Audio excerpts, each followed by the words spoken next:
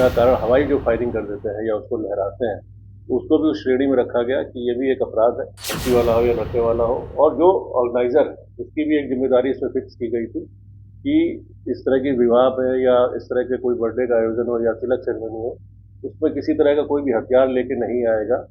और यदि लेके आता है लाइसेंस हथियार है और उसको विधिवत रूप से अनुमति मिली हुई है, तो उसका किसी तरह का कोई दुरुपयोग नहीं करेगा। और यदि किसी तरह की उसके बाद फायरिंग की जाती है, जिसको हम हर्ष फायरिंग कहते हैं, तो उस पर कानूनन कार्रवाई की जाएगी। शादी का सीजन है और ऐसे में हथियार लेकर तमंचे पर डिस्को करने वालों की संख्या बिहार में बढ़ती जा रही है। अब इसको लेकर बिहार पुलिस अलर्ट मोड पर है। 23 तारीख से शादी ब्याह का सीजन बिहार में शुरू होने वाला, मगर उससे पहले ADG law and order Sanjay Singh ने उन लोगों को चेता दिया है जो लोग इस तरीके की हरकतें करते हैं। देखिए, तमंचे पर डिस्को बिहार में आम बात, गाना, शराब और हथियार, इस पर लगातार वीडियोस वायरल होते हैं। लोग नशे में धुत होकर जो है नाचते हैं और वीडियोस भी वायरल होते हैं, कार्रवाइयां भी होती हैं। और अब इसको लेकर बिहार पुलिस बड़ी बैठक करने जा रही है। सभी थानाध्यक्षों को निर्देश दिया गया है कि वो अपने एरिया में, वो अपने इलाके में कम्युनिटी जो सेंटर होते हैं, जहां पर शादी होती है, जहां पर ब्याह होते हैं, उनके मालिकों के साथ, मैनेजरों के साथ बैठक करें और यह सुनिश्चित करें कि वहां पर कोई भी हथियार लेकर ना आए शादी वाले दिन। क्या कुछ कह रहे ADG law and order Sanjay Singh, इस वीडियो में सुनिए। अनावश्यक अपने लाइसेंसी या गैर लाइसेंसी हथियार से बिना कारण हवाई जो फायरिंग कर देते हैं या उसको लहराते हैं, तो उसको भी उस श्रेणी में रखा गया कि ये भी एक अपराध है और आर्म्स एक्ट में धारा प्रभावित की गई 25 सबसेक्शन 9। उसके बाद से ही हम लोगों ने आदेश निकाला था, बिहार पुलिस का स्थायी आदेश संख्या 3 है, जिसमें ये प्रावधान किया गया कि सभी जो थानाध्यक्ष उनको जिम्मेदारी दी गई थी कि वो अपने जो भी थाना क्षेत्र में जितने भी मैरिज हॉल है या जहाँ पर इस तरह के समारोह होते हैं, विवाह भवन है, उनकी एक सूची संधारित करेंगे और उनके साथ बैठक करेंगे। तो ये कार्रवाई पिछले 4 महीने में हो चुकी है।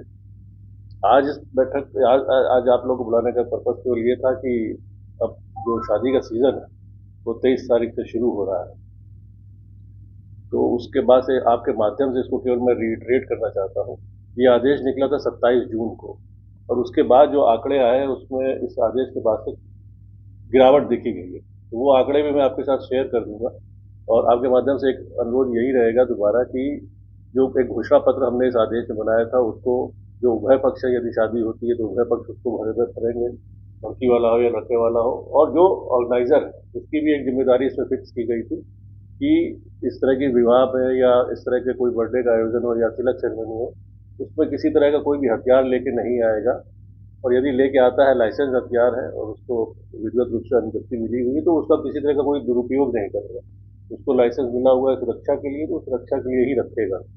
और यदि किसी तरह की उसके बाद फायरिंग की जाती है, जिसको हम हर्ष फायरिंग कहते हैं, तो उस पर कानूनन कार्रवाई की जाएगी। और सबसे बड़ी बात यह है, इसमें जिम्मेदारी फिक्स की गई थी, जो दोनों पक्ष हैं शादी में या हमारे मैरिज हॉल के ओनर है या मैनेजर है, उनका भी इसमें संलिप्तता देखी जाएगी कि उन्होंने अपने स्तर से इस संबंध में सभी जो भी कंसर्न पार्टीज थी उनको सूचना दे दी, उसको अवगत करा दिया कि नहीं।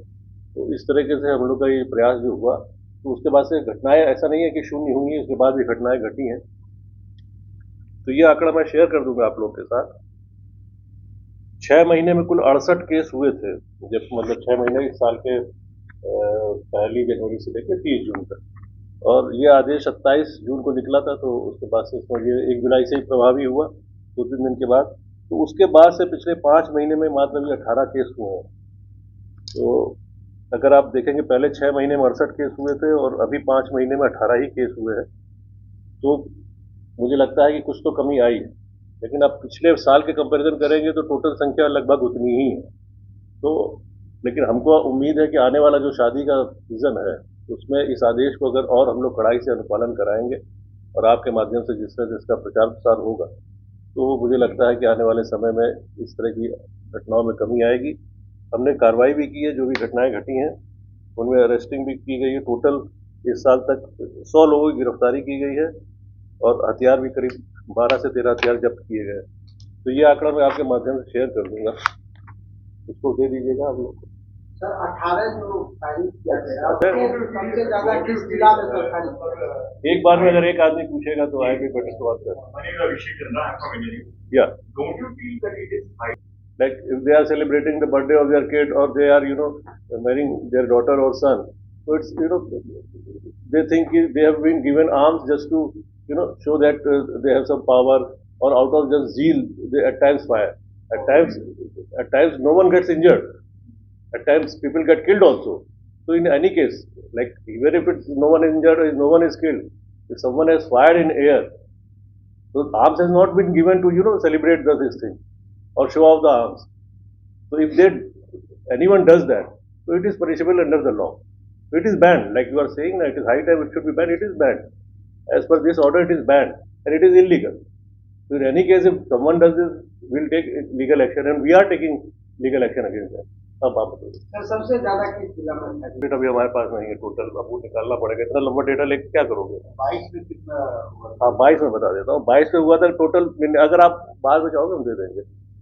22 में टोटल 99 केस हुए थे जिसमें 8 लोग मरे थे। और हाँ अभी देखिए, इस बार मैंने कहा ना कि इस बार का अगर आंकड़ा साल का आप कंपेयर करिएगा तो 68 लोग तो केस हो गए थे जून तक ही, तो टोटल केस हो जाता है अभी तक 86 केस हो गया है। पिछली बार टोटल 99 हुआ था, अभी हमारे पास 1 महीना बाकी है, तो अभी तक टोटल केस हो चुका है हमारे पास 86 डेथ हुआ है 17/2/19 केस हुआ है। मई और जून में सबसे ज्यादा घटनाएं घटी थी। मई में हुआ था, मई और जून मिला के 43 केसेस हुए थे केवल 2 महीने में। 2 महीने में पिछले साल का 50% केस हो गया था, जब ये शादी का पीक पीरियड था। जब ये घटनाएं बढ़ने लगी तब हम लोग ने उसके बाद ही ये आदेश निकाला था कि इस तरह की घटनाएं बढ़ रही हैं। तब ये आदेश निकला था जून के अंतिम सप्ताह में। मेरा कहने का पर्पज खाली ये था, 2 मतलब था कि जब से आदेश निकला है तो उस पर थोड़ा सा नियंत्रण हुआ है, लेकिन इसका क्या एक्चुअल नियंत्रण है वो हम बता पाएंगे जब ये मेरा मैरिज सीजन निकलेगा। हमारे जो रियल टेस्ट है वो ये है, और उसके लिए हमने आपके माध्यम को इसलिए यूज किया कि आप जरा फिर से एक बार उसको रिट्रेट कर देंगे कि शादी का सीजन आ रहा है, और हम लोग उसी तरह से जो भी लोग हैं इसमें इन्वॉल्व रहेंगे, चाहे मैरिज हॉल के मैनेजर हो या ओनर हो। तो आपने सुना है कि किस तरीके से बिहार पुलिस अब अलर्ट हो चुकी है। देखिए, शादी के पहले इस तरीके की बातें सामने आ रही है। सभी थाना अध्यक्षों को, सभी एसएचओ को निर्देश दे दिया गया है, और तमंचे पर डिस्को करने वालों को अब बिहार पुलिस नहीं छोड़ेगी।